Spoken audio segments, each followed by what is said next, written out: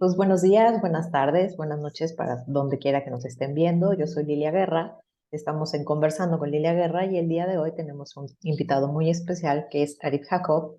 Él es licenciado en psicología clínica. Él trabaja en el Hospital Psiquiátrico en el Fray Bernardino y colabora en la Federación de Hemofilia de la República Mexicana. Entonces, bienvenido y el día de hoy nos va a ayudar con el tema del diagnóstico. Bienvenido, Arif, ¿cómo estás? Hola, muy bien, muchas gracias. ¿Tú cómo estás? Pues de antemano, muchas gracias por la invitación a este espacio tan importante. Eh, y bueno, un tema relevante que se deja, pues creo que en la orilla siempre cuando se habla de enfermedades, ¿no? Que es el diagnóstico, pero cómo se percibe tanto en el paciente como en la familia esta palabra, ¿no? Claro. Bien, pues vamos a empezar con el tema y platicarnos un poco eh, el diagnóstico. ¿Por qué es importante el diagnóstico? Bueno, realmente ahí el diagnóstico tiene una gran relevancia porque ya se tiene el nombre de de lo que está afectando eh, el cuerpo o la salud del individuo. Ya tiene un nombre científico, ya hay estudios, ¿no? Que determinaron a a lo que se está padeciendo. Por eso es importante porque ya los especialistas van a saber por dónde abordarlo. Ya no están ellos también con la incertidumbre del qué será, ¿no? Ya llegaron conforme al estudio de los síntomas y del comportamiento de los mismos, pues llegar a esto, ¿no? Que si se tiene un diagnóstico, pues es porque ya tiene un nombre, ya hay estudios relacionados para poder abordar la enfermedad en en este sentido y no estar, eh, pues, buscando donde no tiene o estar dando un tratamiento que no es, ¿no? Ya teniendo el diagnóstico, pues uno da el tratamiento referente a. Claro, lo importante porque a veces cuando no se sabe, pues no sabes para dónde ir, ¿no? No sabes si en algunos casos te estás volviendo loca, si te lo estás imaginando, si, si algo está pasando muy malo, si no es muy malo. Vamos, como que hay todas estas incertidumbres dentro del paciente que no sabe cómo manejar la situación. Y creo que siempre dar con un buen diagnóstico es muy importante para que entonces empiece nuestra labor, que en este caso sería pues la psicoeducación del paciente Ujú. sobre la enfermedad que está teniendo, ¿no? Sí, algo muy importante es eh, cuando el paciente llega por sí solo para buscar el diagnóstico, ¿no? El tratamiento a su malestar, pues ya es ganancia, ¿no? Desafortunadamente en México culturalmente se tiene como un miedo, una resistencia muy grande a buscar al doctor, ¿no? Es que si voy, me van a detectar algo, ¿no? Y ahí es una de las primeras resistencias, digo, es mucha ganancia ya cuando la persona por sí sola se acerca a los especialistas a decir, me siento mal, algo está ocurriendo en mí, no estoy bien. Creo que ahí el paciente ya tiene un 50% de que lo va a ayudar a tener un adecuado, una adecuada conciencia a su padecimiento o a la enfermedad y una adherencia al tratamiento. ¿Sí? Se acerca, viene un cambio. Cuando hablamos de enfermedades crónicas, más las degenerativas, pues el diagnóstico cuando se da al paciente tiene un impacto muy fuerte. Eh, la familia también. No es lo mismo que vayamos por, por una infección en el estómago, en la garganta, ¿no? Tal vez algo más común que sabemos que es pasajero, ¿no? O que lo hemos vivido con anterioridad, pero cuando se va eh, por un diagnóstico que se realizaron varios estudios, donde se llevó un tiempo más bien llegar a ese diagnóstico, eh, ahí es donde viene lo complejo, porque, bueno, cuando se vienen diagnósticos relacionados al cáncer, eh, a demencias, enfermedades mentales, enfermedades que requieren una atención y un cuidado más específico, eh, y que son degenerativos, que pues realmente va a ser un proceso que va a depender mucho del paciente que el tratamiento mejore o sea más lento el deterioro de la enfermedad. Pues sí, ahí el paciente es donde eh, pues pasa por muchas cosas emocionalmente. Tal vez el paciente o la persona ya estaba imaginando cosas antes, es muy común. Por eso se pueden venir, por ejemplo, lo que es la ansiedad, la angustia previamente. Ah, pero cuando la persona, el paciente, ya recibe este diagnóstico, algo que es muy importante es que comienza un duelo. ¿Por qué? Por la salud perdida. O sea, realmente la persona llega sintiéndose mal, sabe que no está bien, pero ya el diagnóstico confirma eso, lo hace real, ¿no? Hace que así digan, sí, pues usted padece de esto, tiene esto, y bueno, el paciente, eh, su estado emocional es muy diferente y el resto de la familia también. Ah, hay quienes van acompañados de la familia para recibir el diagnóstico. Es muy común que siempre un miembro de la familia acompañe al paciente, y el familiar también lo va a vivir de un modo muy diferente, pero empieza este duelo. Entonces, el médico, al dar el diagnóstico, empieza pues, a revelar de qué se trata la enfermedad, la patología, y bueno, el paciente está en otra cosa, el familiar también, y están recibiendo información, pero creo que no por los mismos canales, ¿no? Están recibiendo la información más automatizado. Por eso la psicoeducación es muy importante, ¿no? Esta intervención que nos corresponde a nosotros, y claro que el médico también la puede hacer, el personal de salud, eh, pero pues sí, nosotros la verdad tenemos más presente el estado emocional que está pasando el paciente y sabemos que ese estado emocional le va a tomar un tiempo, ¿no? Digerirlo. Sí, sí, sí, sí. Eh, y bueno, el médico pues también está en su rol, el especialista, porque también pues tiene que dar toda la información para empezar el tratamiento, para empezar pues en esta parte que la enfermedad, los síntomas principalmente sean controlados. Por eso es importante la psicoeducación, pero sí hay un desbalance entre el cómo está transmitiendo la información el especialista y cómo la está recibiendo la El persona paciente. diagnosticada y la familia. Ujú. Sí, Claro, porque el estado emocional es muy, muy diferente. claro, bien mencionas, pues es un duelo, que el duelo se tiene que transitar, ¿no? Y cualquier duelo, el Ujú. que sea, lleva tiempo. Es todo un proceso que tiene que hacer el paciente, no es de la noche a la mañana, porque además se vienen cambios. Entonces, aparte de transitar el duelo de la pérdida de lo que ya no tienen que hacer esta transición mientras tanto de reincorporarse a nuevas actividades, a nuevos hábitos por su tratamiento, eh, a aceptar que hoy vas a ser diferente a los demás. A lo mejor ya no vas a poder hacer lo mismo que los demás, o a lo mejor y sí, pero bajo ciertas condiciones, ¿no? O sea, para irme a hacer ejercicio, a lo mejor tengo que comer antes yo, o tengo que hidratarme y tengo que tomarme unas vitaminas para irme a hacer ejercicio, cuando una persona normal se puede parar de la cama e irse a hacer ejercicio, ¿no? Vamos, sí hay cambios, pero también hay que adaptarnos en cómo podemos hacer las cosas con nuestro, bueno, más bien con el síndrome, con alguna enfermedad, con lo que tenemos hoy. Que no quiere decir que quedes discapacitado, bueno, eh, las degenerativas te van quitando algunas funciones, sí, pero Ujú. bueno, también en ese proceso creo que estamos para, si no detener, yo creo que ayudarlos a que las habilidades, por ejemplo, hablando de Parkinson, para que estas habilidades no se pierdan tan rápido, ¿no? Haciendo pues terapia ocupacional, nosotros hacemos también como ese tipo de intervenciones en donde creo que se puede ayudar mucho al paciente Y todo esto se deja de lado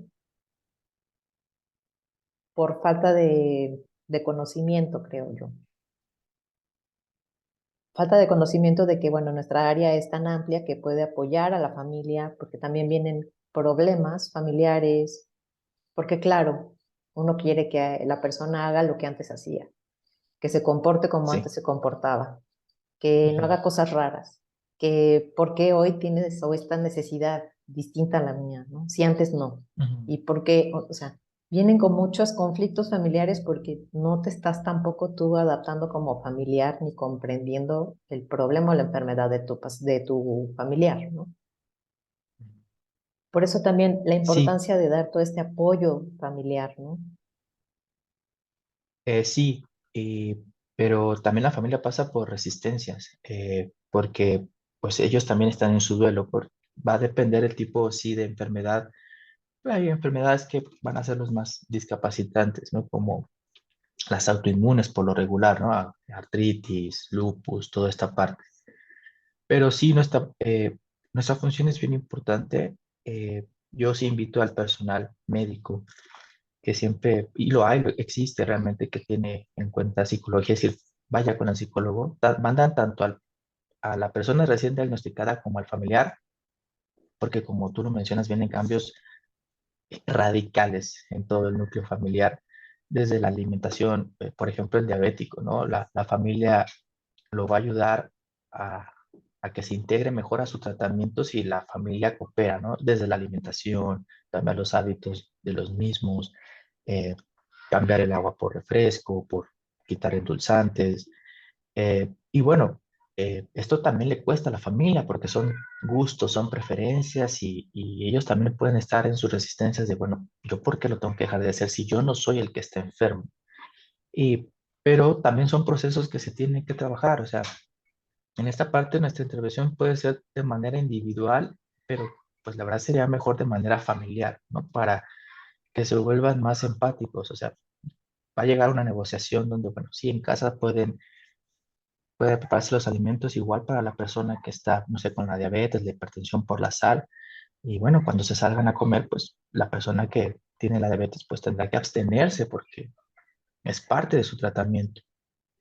En cambio, por ejemplo, eh, si hablamos de demencias o de Alzheimer, por ejemplo, pues la dinámica va a cambiar radicalmente, ¿no?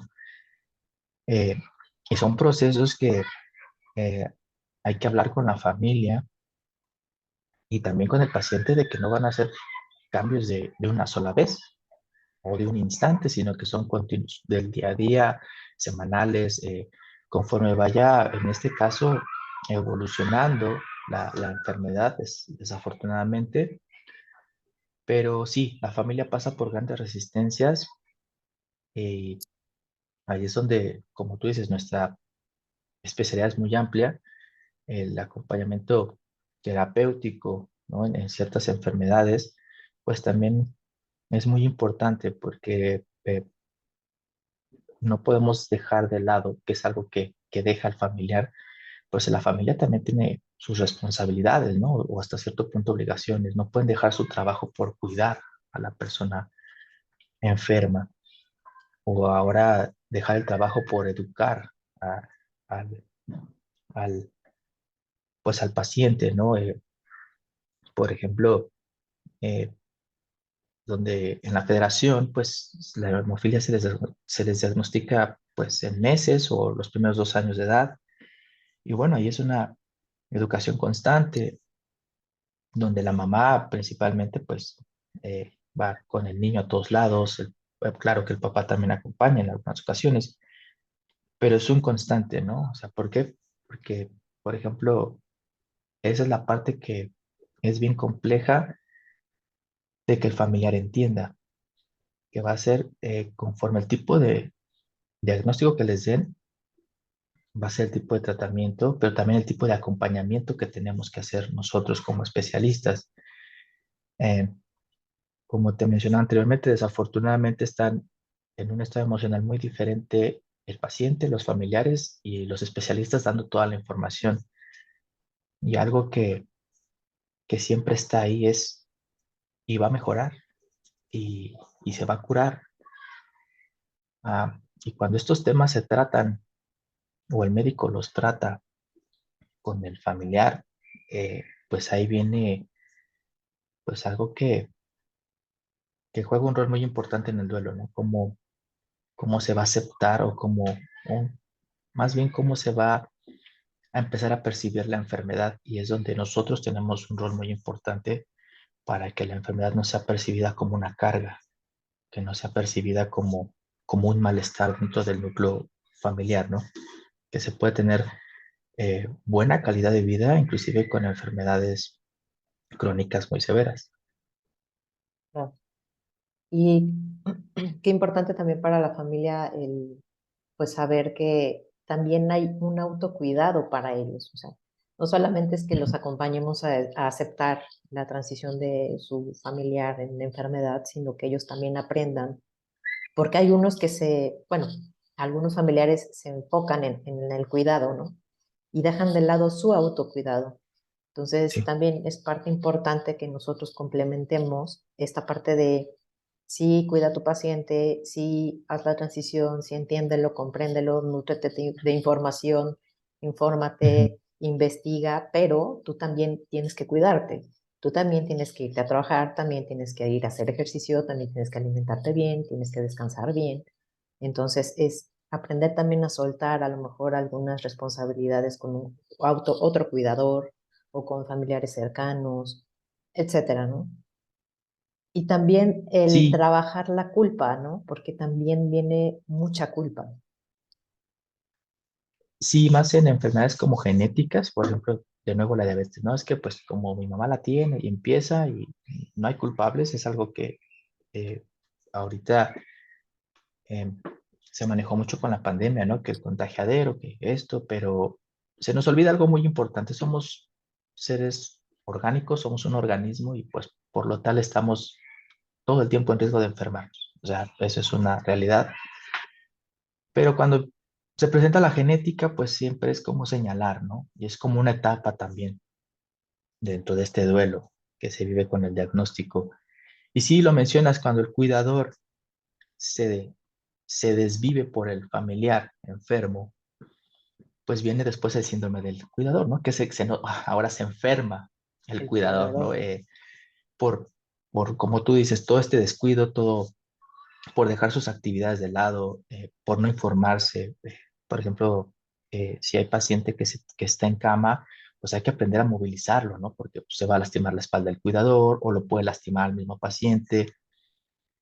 Pero, pues sí, es algo que también el familiar tiene que empezar a educarse en ese aspecto y cuesta, ¿no? Pero esa es la palabra que yo quisiera que se cambiara en este ámbito de la salud, ¿no? Es que la salud cuesta, y no hablo solamente de lo económico, sino de lo emocional. Pues no, realmente es una inversión. Si la empezamos a ver como una inversión, pues va a ser muy diferente el modelo a seguir dentro del cuidado del familiar de enfermo, inclusive del mismo paciente diagnosticado, ¿no? O sea, si yo le invierto a mi tratamiento, ¿no? ¿Qué quiere decir esto? Que seguir las indicaciones del médico, ¿no? Como esa es la alimentación, ¿no? Pues a un diabético le dicen esto, pues es esto, pues me está invirtiendo a su salud, no está haciendo un gasto. Entonces, ese es como el primer detalle, ¿no? Que hay que trabajar tanto con el paciente como con la familia. Y sí, son bien importantes las redes de apoyo para el paciente recién diagnosticado y su primera red de apoyo es su familia. Entonces, pues también dar este mensaje para decirle a la familia es que ustedes no están solos, se pueden apoyar en el área de psicología, no hay ningún problema. Hay hospitales que lo están empezando a hacer porque les interesa. Realmente en los últimos años se han dado cuenta, el sector salud, que es más fácil el trabajar lo preventivo porque cuesta menos, ¿no? Educar a la gente cuesta menos que atenderlas y simplemente darles el remedio como siempre instantáneo, ¿no? O sea, es el cambio que se tiene que hacer. Y en esta función, pues también el trabajo de lo psicoeducativo, pues es preventivo también. claro. Calidad de vida y no cantidad, ¿no? Así es, sí, es algo que la gente ahorita es como si, bueno, quiero vivir muchos años, bueno, pero ¿cómo los vas a vivir, no? Eh, Más bien es qué a qué le vas a invertir, ¿no? Como dices, bueno, el ejercicio, la alimentación, si el cuidador deja todo esto, pues obviamente va a haber un deterioro en su salud muy significativo en poco tiempo. O sea, eh, se puede tener una depresión, una descompensación física. Eso también es algo que se ve comúnmente en las personas o en las familias que hay una enfermedad crónico-degenerativa, pues ya seria, ¿no? Pero lo mencionas muy bien, hay que apoyarse con el resto de la familia. Y eso es algo que se tienen que sentar a negociar ellos, porque hay de todo, ¿no? Hay gente que quiere repartir las responsabilidades y no hacerse cargo de nada. Y eh, me ha tocado ver que uno de ellos es el mismo paciente, ¿no? Bueno, es que tú, no, tú no me hiciste, tú no me preparaste. Y no, también involucrarlo y decirle, a ver, también te toca hacer esta parte. Y creo que en ese aspecto se facilita mucho la tarea. Bueno, en estos casos, cuando hablamos de familias que tienen pues varios miembros, ¿no? Acompañar y no cargar. Bien complicado, ¿no? Sí, Porque bueno, el acompañamiento es bien diferente a estar cargando a los pacientes. Bueno, yo les pongo mucho un ejemplo a mis pacientes que es, la diferencia entre acompañar es no hacer sentir al otro que no sirve para nada, que no puede hacer nada, que no es capaz de hacer las cosas, sino darle ese permiso de hacer lo que puede hacer y yo estoy aquí al lado de ti acompañándote para que cuando necesites ayuda me la pidas y aquí estoy para ayudarte. Bueno, les pongo el ejemplo de, a ver, si una persona está en silla de ruedas, tú lo primero que haces, o bueno, lo que comúnmente la gente hace o le nace hacer es ir a correr a sostenerle la silla o a cargarlo para pasarlo de un lado a otro, ¿no? Sin ujú, preguntar, ¿no? Sin preguntarle al paciente, oye, ¿quieres que te ayude? ¿Estás bien? ¿No? Y a veces ellos ujú, mismos se molestan porque, claro, porque ellos pueden ujú. hacerlo, ellos saben que son capaces y tú les estás quitando esa posibilidad, los estás atrofiando de alguna manera porque ellos de alguna manera al hacer esa acción hacen ejercicio, se fortalecen, también se fortalece, o sea, también hay actividad emocional en ese tipo de acciones, ¿no? Los Ujú. mensajes son bien importantes y el que tú lo puedas hacer también te da un mensaje a ti importante emocionalmente. Entonces, no solamente es a nivel físico, sino que creo que también es a nivel emocional. Y el acompañar es estar ahí, a ver, aquí estoy al lado de ti, hazlo y aquí voy a estar. Y si me necesitas, aquí estoy, ¿no? O sea, si veo que necesitas ayuda, yo te doy la mano, pero te estoy acompañando, ¿no? No te estoy cargando. Y literal hay una pues se puede llegar a atrofiar al mismo familiar que se quiere ayudar porque le hacen todo y pues empieza a perder más movilidad, pierde fuerza, o sea, puede llegar a haber un deterioro físico, pero también hay esto que nosotros llamamos acá las ganancias secundarias del paciente Claro, diagnosticado, ¿no? Pues tengo todo lo que me dan y también entra pues en una zona de confort muy peligrosa, vamos a ser honestos, y ahí es donde nosotros también tenemos que trabajar con el familiar, decirle, a ver, no, no, dale responsabilidades, ¿no? Si puede hacer esto, ¿no? O supervísalo, ¿no? Si está en cama y puede hacer ciertos ejercicios, adelante, ¿no?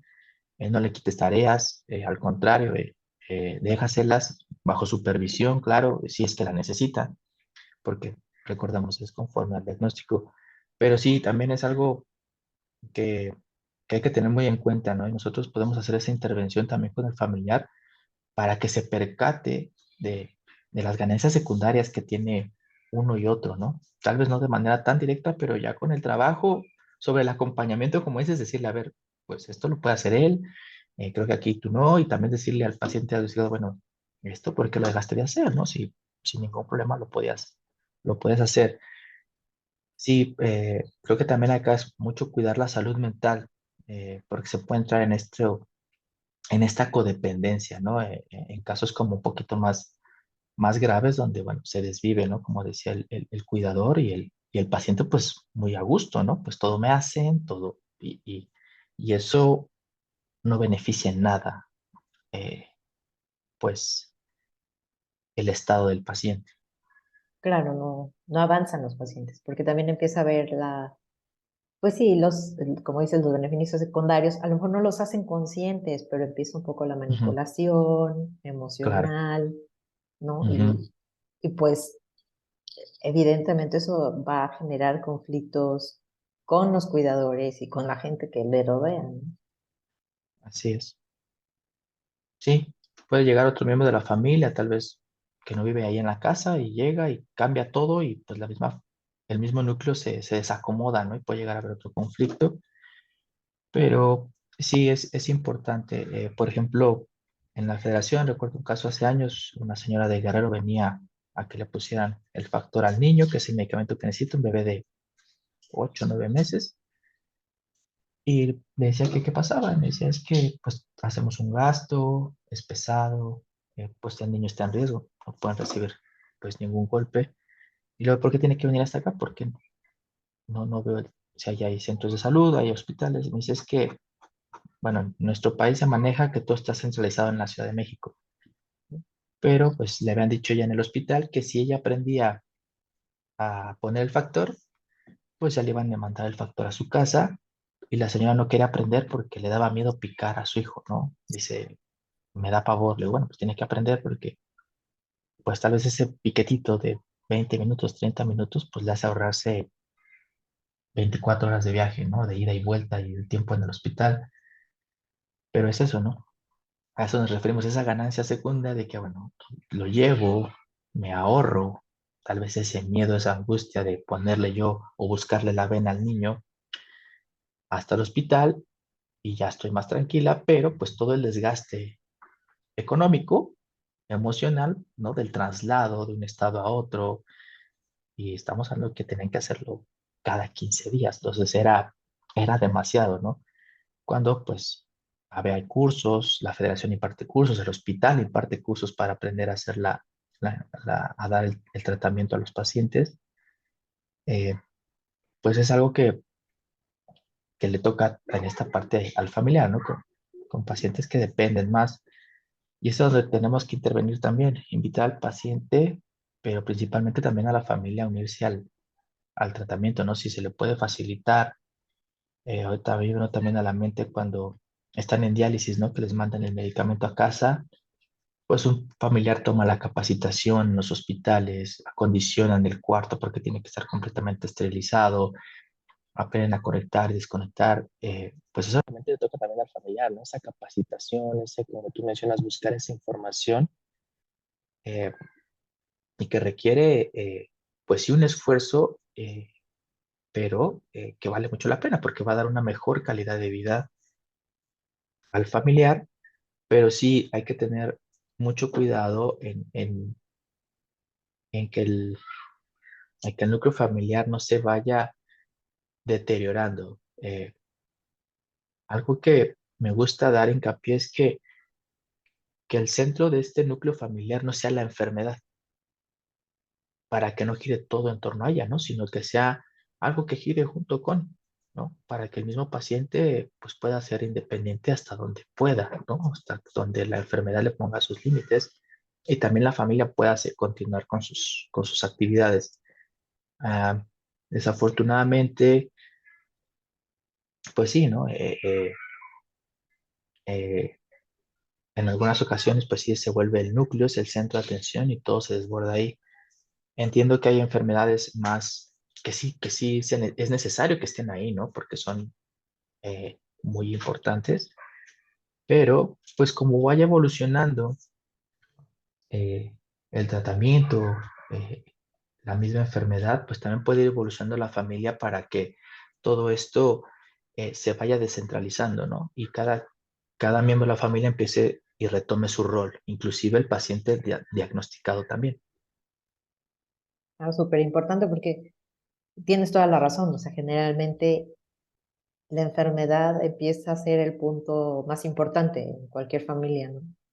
Ujú, La enfermedad, el paciente diagnosticado y a veces se pierde. Hay una película por ahí cuando todo se centra en la enfermedad, en el paciente que requiere mayor atención y no vemos lo que la familia necesita, ¿no? Sí, acá y es difícil para el familiar no estar al pendiente eh, pues de la persona que tiene la enfermedad y bueno, voltear a ver al resto de la familia porque así lo ve al resto, porque como tú lo dices, ¿no? Pues como sabe que están bien, ¿no? Pero bueno, por eso te decía, se trastoca mucho el núcleo familiar porque la enfermedad llega y, y claro, en un principio se vuelve el centro de atención y tiene que evolucionar para que deje de serlo, pero sí, o sea, no se puede descuidar al resto de la familia, o sea, se les tiene que incluir, pero no solamente conforme al atender al paciente o al familiar enfermo, sino pues en una socialización también ajena a la enfermedad, ¿no? Y eso también lo tiene que ver el paciente diagnosticado. Eh, por eso hablaba de las ganancias secundarias, ¿no? Porque todos los pacientes es que yo soy, como tú decías, ¿no? El chantaje es que yo soy el que está enfermo. Bueno, pues sí, pero pues ellos también, hay cosas que hacer con ellos, ¿no? Eh, desde lo emocional, tal vez seguir con juegos, o sea, esa es la verdad, pero como lo comentabas, no lo hacen conscientes, bien complejo, por eso la psicoeducación es constante con todos los miembros de familia, por ejemplo, cuando hay pequeños niños, pues sí, realmente sabemos que tienen que tener mayor atención los niños, ¿no? Si crecen desatendidos emocionalmente, pues bueno, puede haber pues algunos casos complejos, pero pues es difícil, ¿no? Tal vez de grande, por ejemplo, la federación, acá con la hemofilia, pues sucede con los hermanos, porque aquí en la federación se atiende no solo a la persona con hemofilia o con coagulopatía, sino también al familiar.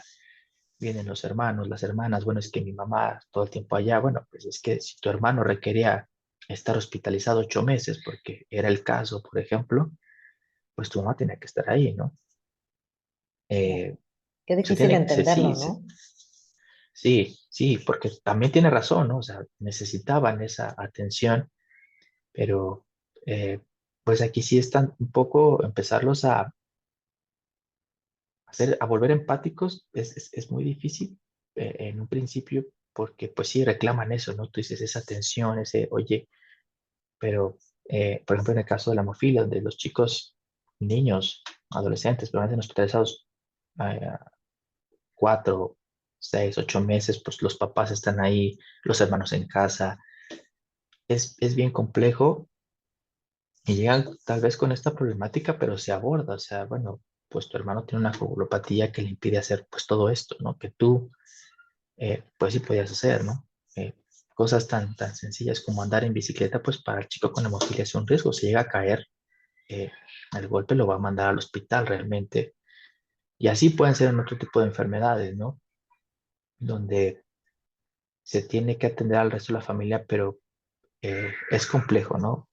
Si se tiene un diagnóstico, una enfermedad crónica que pues, pues se puede seguir con el ritmo de la familia, pues no hay por qué deformarlo, ¿no? O sea, hay que integrar la enfermedad porque ya está ahí, eh, pero que esté en torno a la familia, ¿no? No que esté como el centro. Eh, obvio, es muy difícil generalizar porque hay otras patologías más severas, pero sí, la verdad es que me refiero mucho al paciente porque luego lo dejamos de lado.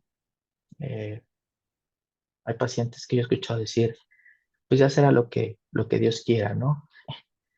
Y me atrevo a decirlo así, en mis charlas allá en la federación lo he dicho, pues sí, eso dice el diabético, pero no está viendo a la familia. La familia es quien lo lleva al hospital para que le amputen una pierna.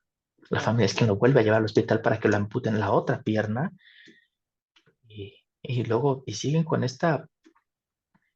ah, con esta carga, porque así lo ven y dicen, bueno, pues de algo me he de morir. Bueno, pero no te estás yendo así. O sea, y piensa en tu familia, también están haciendo pues un gasto emocional eh, eh, pues serio, ¿no? Y eso hablamos de diabetes, hay enfermedades que son otra cosa.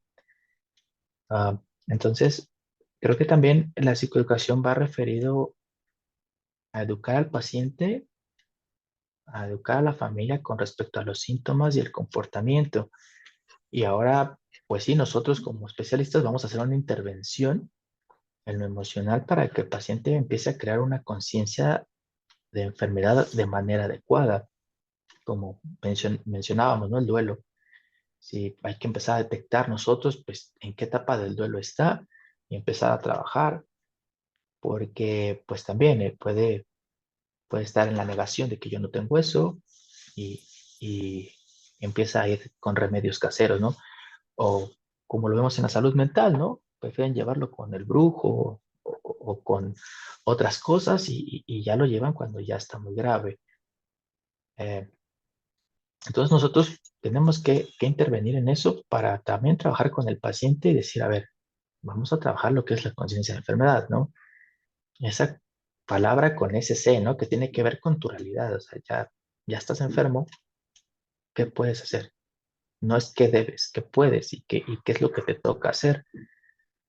Eh, y también con la familia, y aquí es donde entra la responsabilidad de empezar a trabajar con el paciente, ¿no? Y empezarle a mostrar cuál es la calidad de vida que puede alcanzar. Y aquí nosotros podemos hablar con el especialista en turno, ¿no? Decirle, a ver, doctor, pues, ¿cuál es la expectativa dentro de su diagnóstico, ¿no?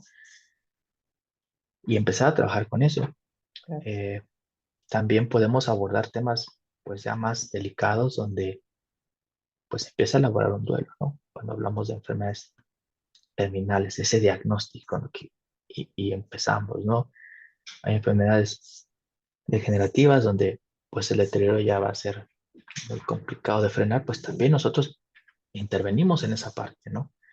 De empezar a trabajar tal vez pues ese duelo con la familia, eh, cuando al paciente, pues de los diagnósticos lo pasan a cuidados paliativos a los pocos meses, pues empezamos a trabajar ahí con el paciente y con los familiares también, ¿no? Es una parte eh, que también nosotros podemos abordar. Yo invito a la gente que si está en una situación así, se acerque con el médico para que los manden al área de psicología o a su familiar enfermo, también vaya al psicólogo, es importante también.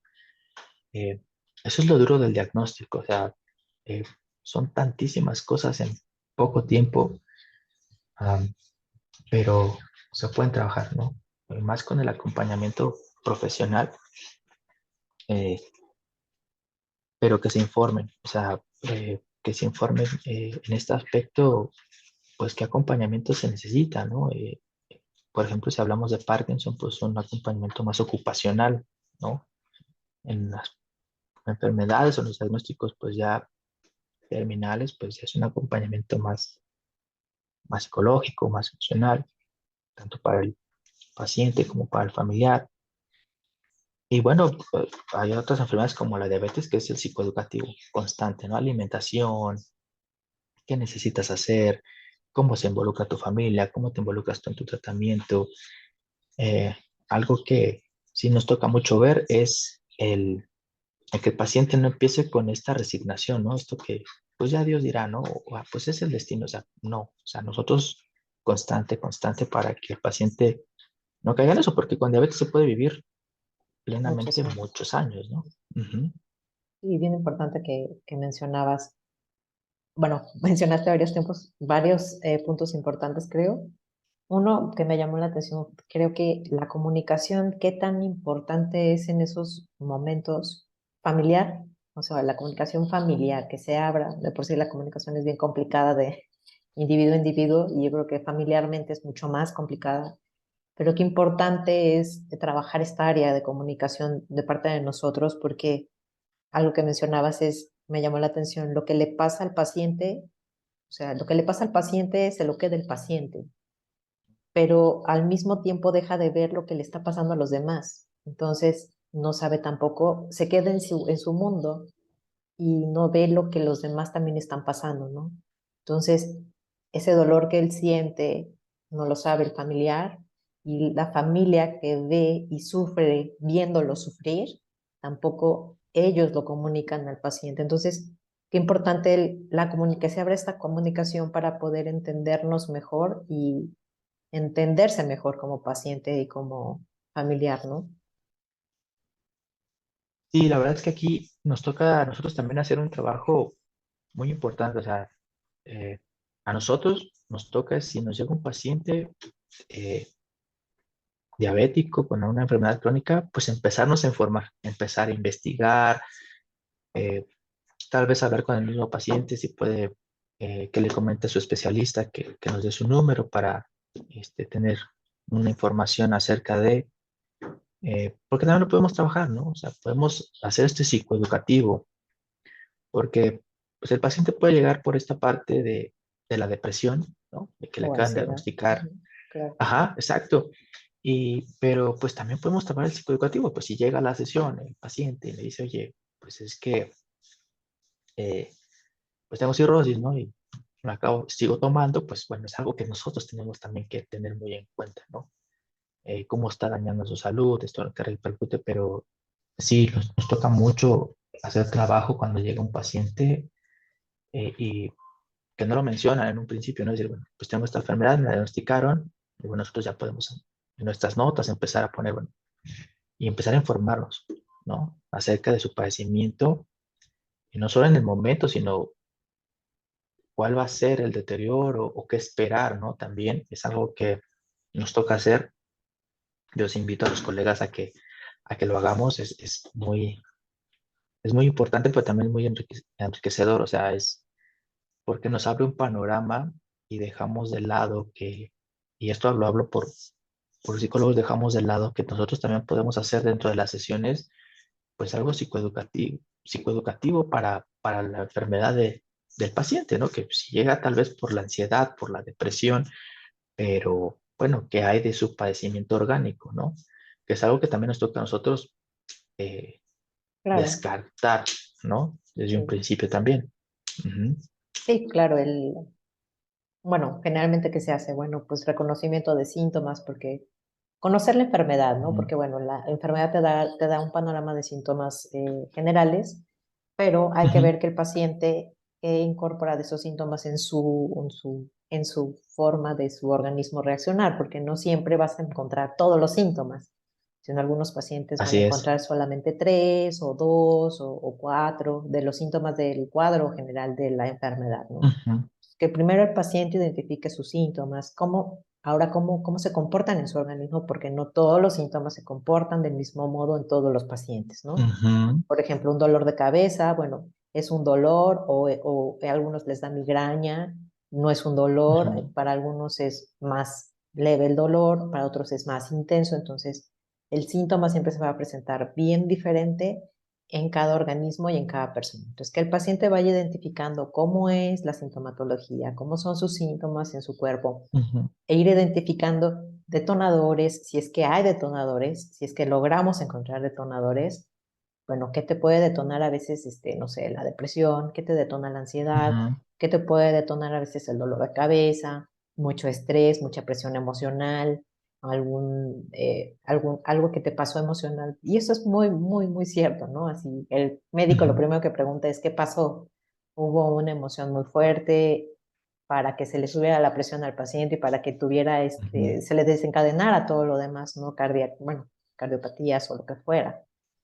Entonces, los estados emocionales son muy importantes, ¿no? Reconocer qué estados emocionales son los que más nos afectan para que los trabajemos, para que sepamos cómo manejarlos y para que el paciente sepa cómo manejarlos, controlarlos de alguna manera o saber qué hacer con esa emoción, porque a veces no sabemos qué hacer con esas emociones, ¿no? Y también informarnos en qué es lo esperado, qué se espera de la enfermedad, qué síntomas se esperan ujú, adelante, qué es lo que va a esperar el paciente para que se vaya informando, para que vaya procesando todo esto y que la transición hacia eso esperado no sea tan fuerte emocionalmente, sino que vaya siendo un proceso más naturalizado, ¿no? También creo que lo esperado en unas enfermedades, conocer lo esperado, nos ayuda a que, pues, a veces en algunas enfermedades dices, bueno, ¿qué puede pasar? Bueno, pues lo más que puede pasar es esto, ¿no? desmayarte, por ejemplo. Es lo más que puede pasar. Ah, bueno, entonces ya el paciente le da la tranquilidad de que en su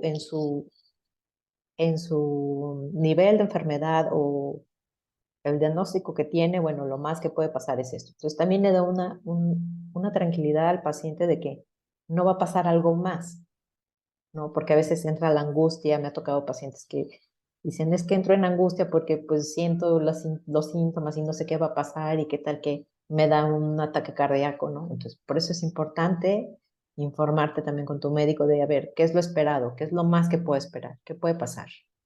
Para que tú ya estés con esa información y si pasa, sepas qué hacer, ¿no? Como también se hacen en los periodos gestacionales con personas que tienen alguna enfermedad, epilepsia o algún, pues sí, alguna condición, el Ujú, médico informa, ¿no? De, a ver, ¿qué es lo esperado? Lo peor que puede pasar es que ella le pase esto y esto y esto y le informa al familiar qué tienes que hacer, vas a hacer esto, A, B y C. Eso también da tranquilidad, ¿no? Porque de alguna manera saben qué es lo que puede pasar y qué es lo que van a hacer. Y bueno, nosotros hacemos como todo ese acompañamiento también, ¿no? Somos parte de eso, somos parte de esa transición, somos parte de que hagan consciente, como dices, a veces se les da la información pero no están presentes, ¿no? Entonces es ujú. como recapitular y es parte de nosotros el hacer esa labor de que realmente entiendan, que realmente se quede la información en ellos y que realmente sepan qué hacer ante ciertas situaciones o ciertas emergencias. No sé si quieres agregar algo más, Ari. Sí, mira, la verdad es que mencionas algo bien importante. Siempre trabajamos con identificar los síntomas, ¿no? Con el paciente diagnosticado. Es una educación constante, algo que veo muy común en las charlas y está bien, ¿no? O sea, lo citan para darles un psicoeducativo en grupo y está bien que intercambien las experiencias. Lo malo es que empiezan a generalizar. Ah, bueno, es que a mí me funcionó esto, inténtalo. Y es algo que bien Ah, importante cuando lo que es en dices. O sea, grupo, no. Ajá, no, o sea, tu enfermedad sí es, o sea, tiene la misma sintomatología, pero no, no es igual. exacto, tú la vas a percibir de manera única. O sea, los síntomas son los mismos, pero a ti te van a dar en diferente grado, ¿no? O sea, es algo también bien importante lo que dices. Entonces, en ese aspecto, eh, creo que también es bien importante recalcarle siempre al paciente, ¿no? Decirle, a ver, no, tu enfermedad sí es esta, pero pues tus síntomas son tuyos, tú los vives, no te puedes comparar con los de la otra persona. Y aquí sí, ¿no? Háblalo con tu médico, todas tus dudas, llévaselas al médico, él es quien para decirte, si tienes duda, acude con el mismo, bueno, con otro médico, con la misma especialidad, busca una segunda opinión, pero que sigan en esa línea, ¿no? Eso es algo bien importante, porque sí, eh, en muchos pacientes empiezan a crearse la ansiedad, la angustia por ¿y qué me va a pasar? Y esto, y es que me contaron, ¿no? Lamentablemente, en las enfermedades crónicas siempre las experiencias contadas son las peores, ¿no? Se dejan de lado los casos, eh, pues, de una buena calidad de vida, ¿no? Eh, y me he topado con muchos pacientes que dicen eso, bueno, es que pues es lo que nos tocó luego, sí, pero solo cuentas esa parte, ¿por qué no cuentas esta otra parte donde eres ingeniero agrónomo, cuánto te costó ir a la escuela en el aspecto físico, caminar estas distancias? O sea, te estás olvidando toda esa parte, ¿no? Estás hablando solamente de lo sufrible, ¿no? De la enfermedad. Eh, por eso creo que es bien importante la psicoeducación. Por ejemplo, en las enfermedades mentales, el psicoeducativo se da al paciente, pero se da más al familiar, porque en las enfermedades mentales es más difícil que el paciente perciba sus síntomas, ¿no? Por los delirios, las alucinaciones. Entonces ahí sí, pues apoyamos más con la Familiar. familia, pero el paciente también, sí, el paciente también puede recibir cierta información o toda, ¿no? Si la puede percibir. Pero sí, nuestro trabajo es que el paciente haga consciente su enfermedad, porque, pues sí, el paciente puede saberlo de su enfermedad de la A a la Z, pero no actúa, ¿no? O sea, y nuestro trabajo es que el paciente acepte su enfermedad. ¿Y a qué me refiero con que la acepte? A que tenga una interacción dinámica con ella. tratamiento farmacológico, especialistas, indicaciones médicas, si le mandan a hacer ejercicio, crear un espacio, tiempo para ejercicio, o sea, todo eso. O sea, esa para mí es la aceptación de la enfermedad. La otra se puede llamar resignación, ¿no? Donde ya sé de la A a la Z, pero no actúo No lo hago. o simplemente, exacto, ¿no? Yo creo que esa es la parte eh, más importante que nos toca a nosotros, eh, que el paciente logra ser consciente su enfermedad, su sintomatología y también al familiar, ¿no? Eso es algo importante para que continúen eh, pues con su vida, ¿no? Integrando a la enfermedad propia o la del familiar, pero que no gire todo en torno a ello. Claro.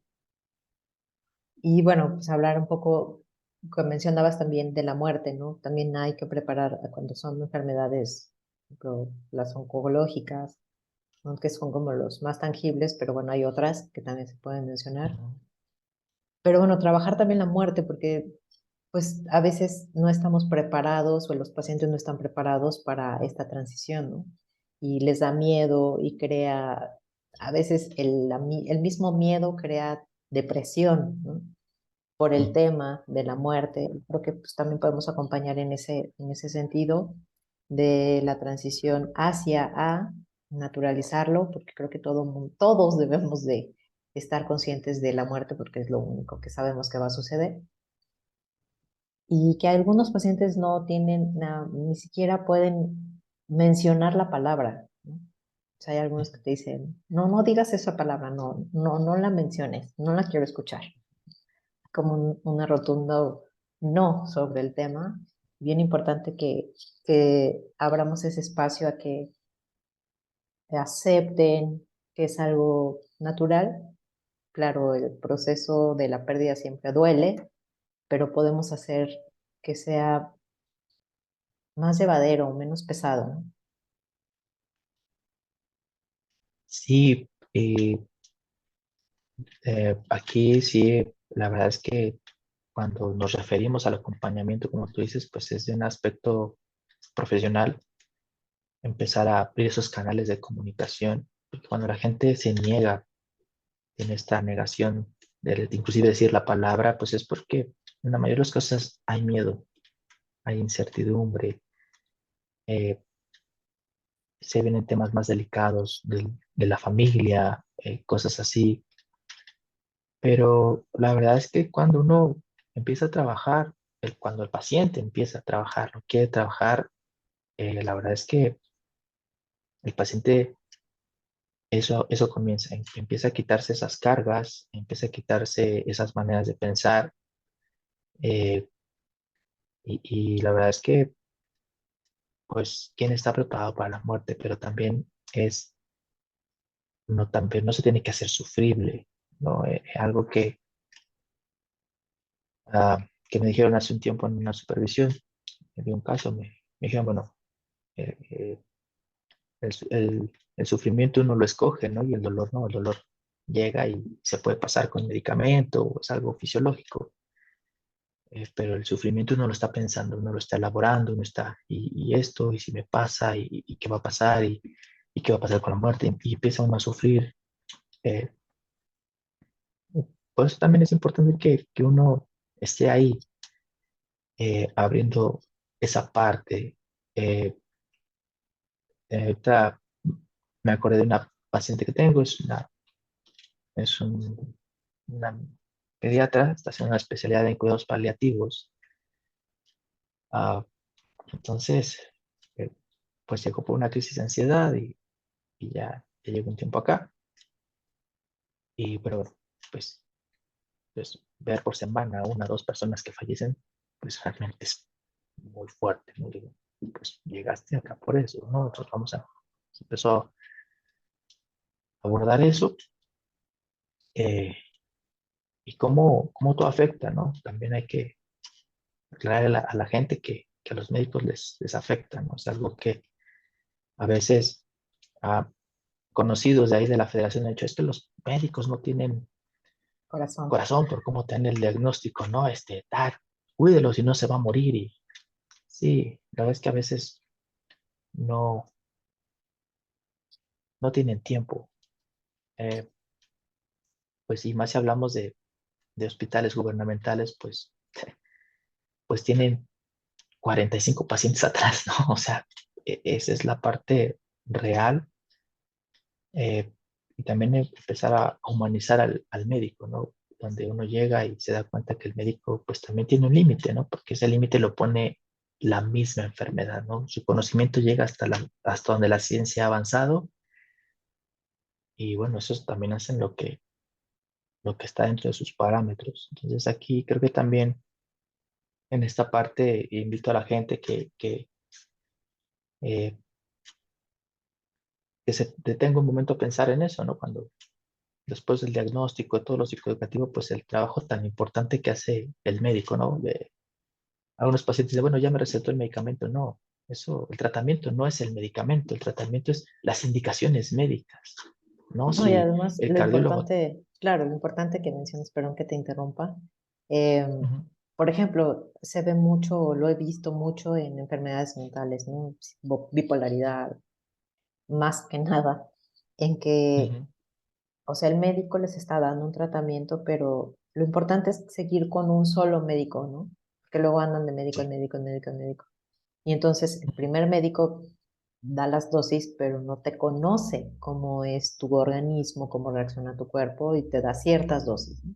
Y tú dices, no, no ujú, me funciona el medicamento, me voy con otro médico. Y así te vas toda la vida y ujú. nunca logras tener tu dosis adecuada porque no le permites al médico conocerte tampoco, ¿no? O sea, también no permites que el médico conozca cómo actúa, cómo es si el medicamento te funciona o si no te funciona, si te lo cambias, si te lo mueves, si te modifica dosis, porque pues también no es una labor fácil para ellos, ¿no? Y encontrar el tratamiento indicado para ti, pues es una labor también de conocimiento de médico-paciente, ¿no? Sí, y aquí es abordar lo que mencionábamos hace rato, la responsabilidad del paciente. O sea, cambio de médico, pero le llevo la información que me conviene. No le llevo toda la que tengo, ¿no? O sea, bueno, no me hace el medicamento, ¿por qué? Te lo tomas en el horario adecuado, en las dosis adecuadas. Eso es algo real, o sea, desafortunadamente en México eh, no hay una buena adherencia al tratamiento, ¿no? O sea, pueden aventar números y decir, bueno, sí, los pacientes tienen adherencia al tratamiento, pero especifica buena o mala. Eh, hace unos años hice una investigación y en países nórdicos, que son países de primer mundo, ¿no? Culturalmente muy bien educados, pues su adherencia al tratamiento es del 50% de la población, ¿no? Entonces, en un país, acá en México, pues, donde a mí me mandan el antibiótico por 7 días y me lo tomo cuatro, pues, pésima adherencia, ¿no?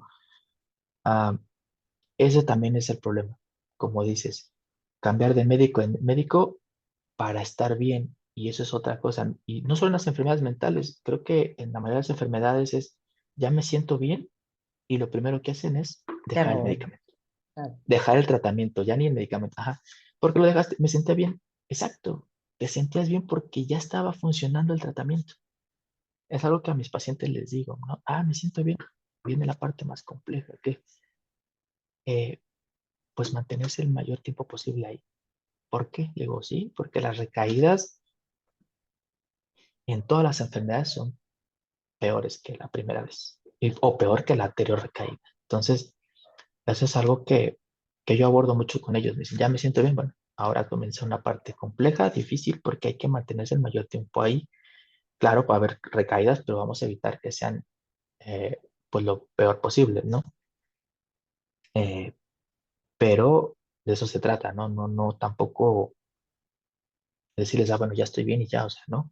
En las enfermedades crónicas, si está bien, es porque están siguiendo muy bien el tratamiento, es porque están adecuándose bien al tratamiento, están muy bien, y ahora pues que no lo dejen, ¿no? Que se mantengan así.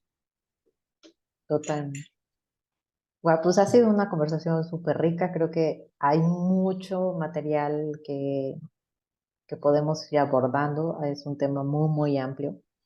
Te agradezco que nos hayas compartido tu experiencia, que nos hayas compartido tu conocimiento. Y bueno, pues ¿en dónde te pueden encontrar? ¿Tienes algunas redes sociales? Pues nada más tengo mi correo, se los dejo. Es Arif, Arif, Jacob, Jacob, labial, número 7 arroba gmail.com. Me pueden enviar correo. Si tienen dudas, preguntas acerca del tema, pues ahí también con gusto les contesto. Y no, al contrario, muchas gracias por la invitación. Es un tema muy amplio, pero la verdad es que fue una buena charla. Invito a la gente en general, especialistas, público en general, a que eh, sigamos invirtiendo en nuestra salud y en, pues, en tener esta nueva cultura acerca del diagnóstico de la enfermedad. Así es. Y bueno, pues muchas gracias por habernos acompañado.